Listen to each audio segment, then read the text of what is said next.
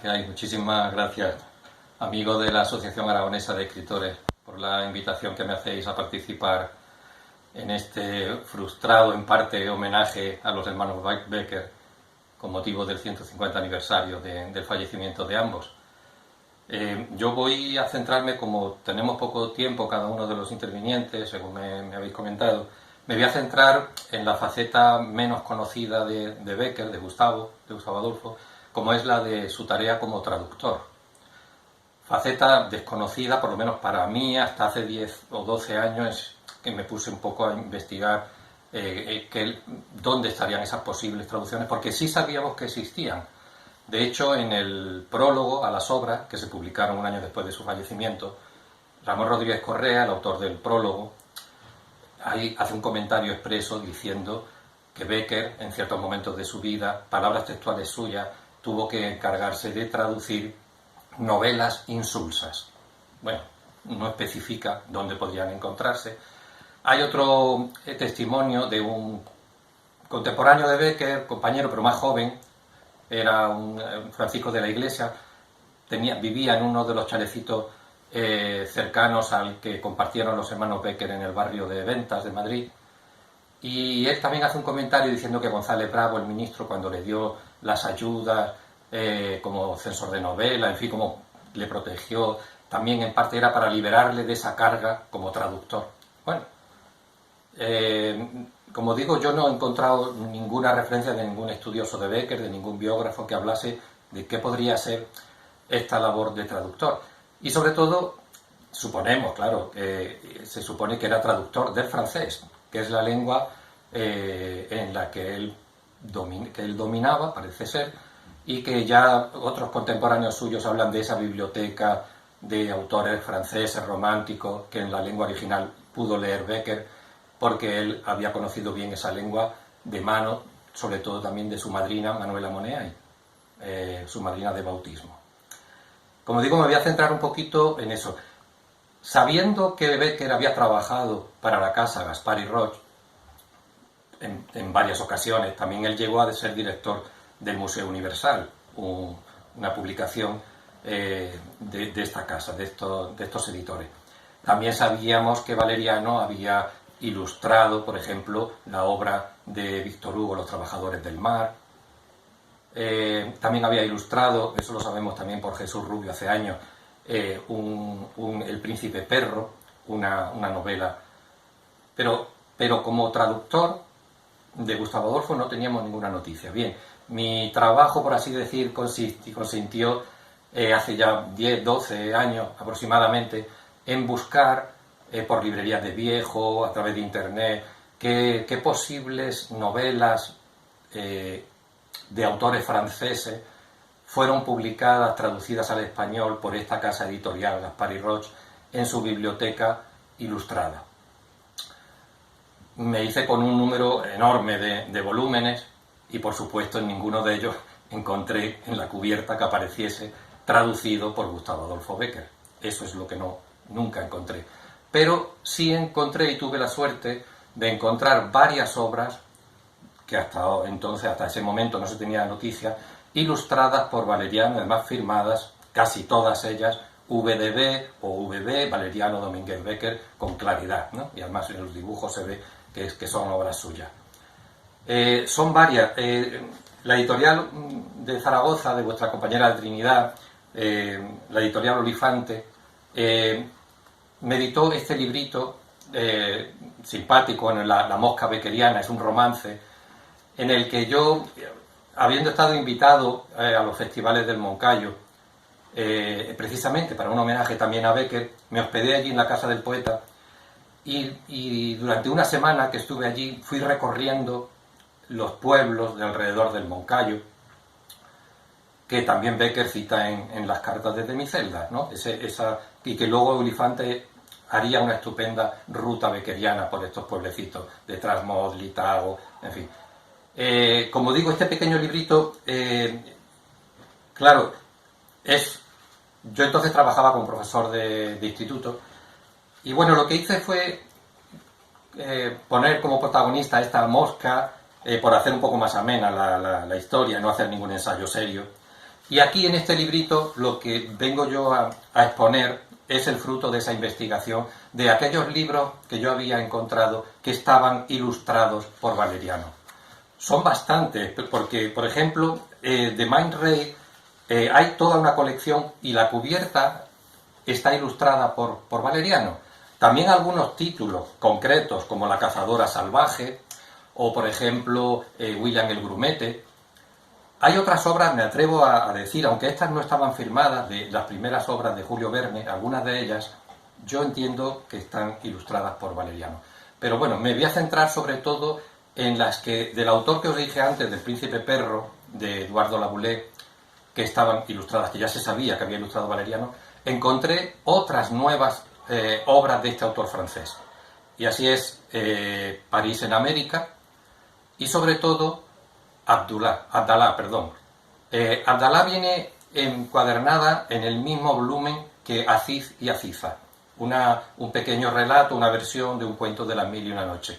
Bueno, es una historia preciosa, ahí es donde están para mi gusto las mejores ilustraciones de Valeriano. Pero fijaros, el tema, cuando quiero exponeros esto, es porque, claro, os digo que no aparecía el nombre de Bécquer como traductor en ninguna de estas novelas, por supuesto, pero ya el que estuviesen ilustradas por Valeriano, bueno, pues ya era una señal de que habría que investigar un poquito más esas obras. De hecho, 3 de ellas están firmadas por un tal FDT.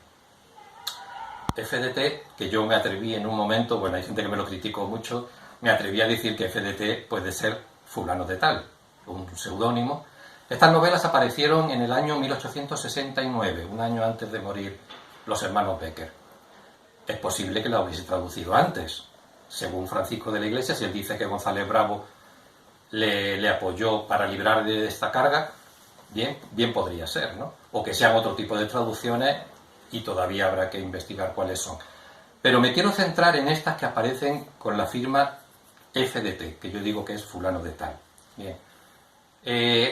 Y me voy a centrar sobre todo en Abdalá, porque en Abdalá y Aziz y Aziza, que están en el mismo volumen, como os digo, es que dentro de estas novelas, bueno, por supuesto mi sorpresa fue cuando entré en la lectura de estas novelas.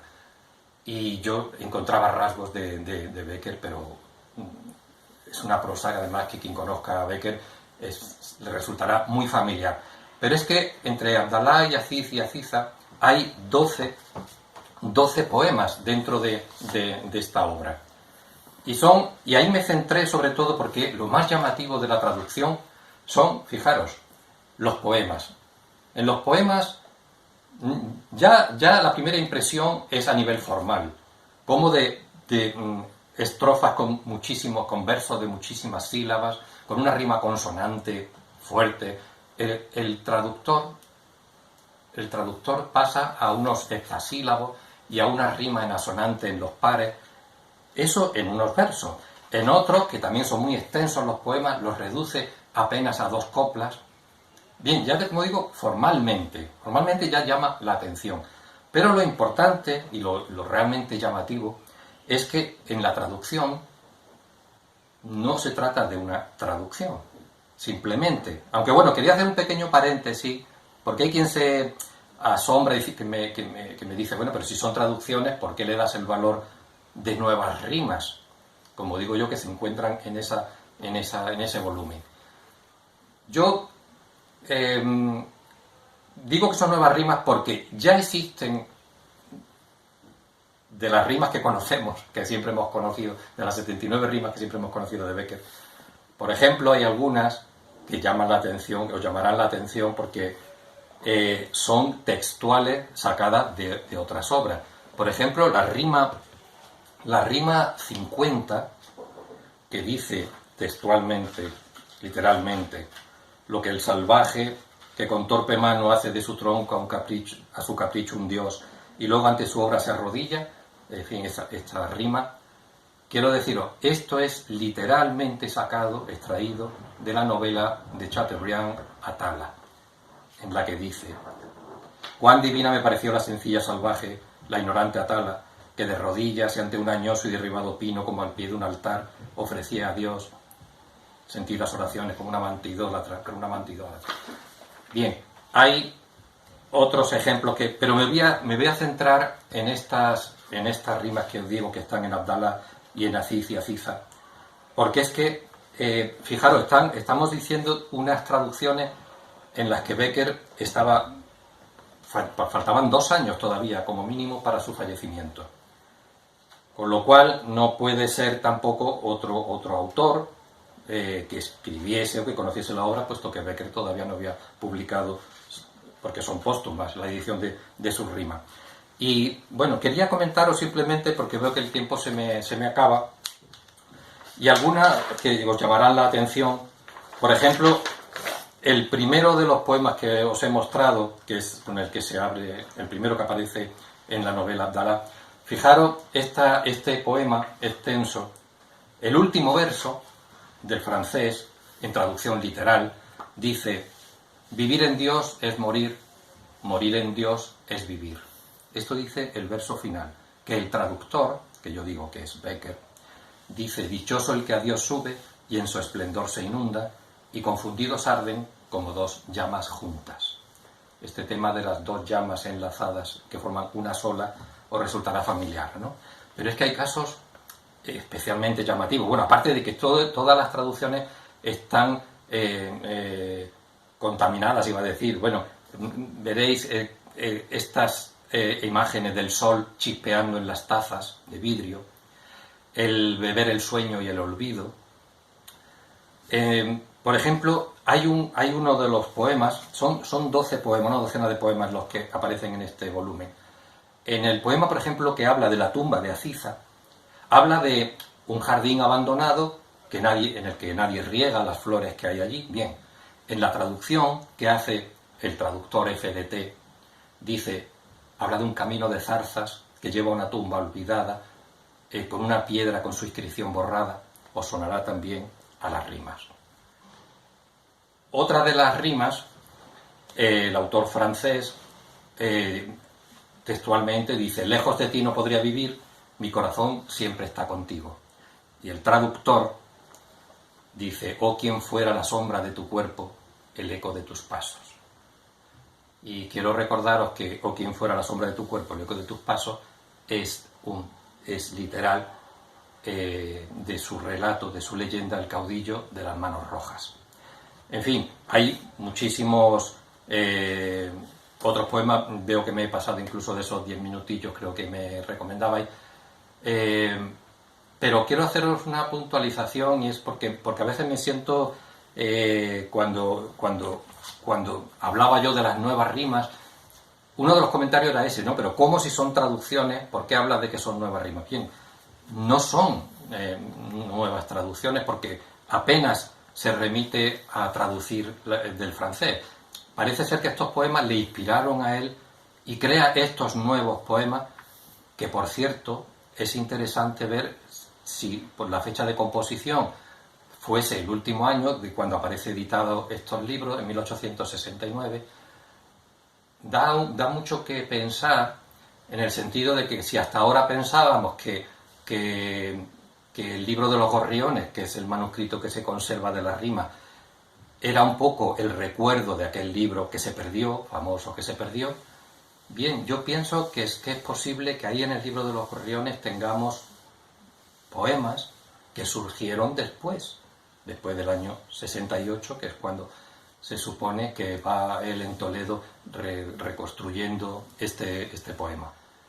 Y es interesante porque puede ser que de estas versiones que hizo de Eduardo Laboulé, de Abdalá, de Aziz y Aziza, pues que de ahí él, trabajándolas, luego conformase algunas de sus rimas.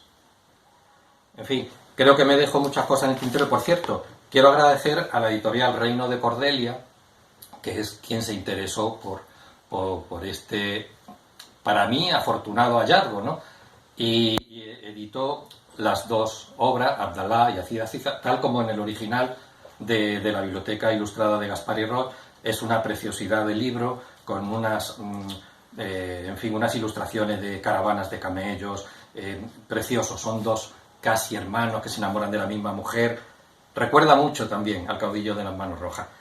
Y bueno, espero que ya que en el 2020 no ha podido ser, quizá en el 2021 si todo va bien y nos vacunamos todos, podamos celebrar por lo menos el 150 aniversario de la edición de las obras de Bécquer y homenajear tanto a él como a su hermano Valeriano, porque evidentemente forman un tándem, un equipo inseparable.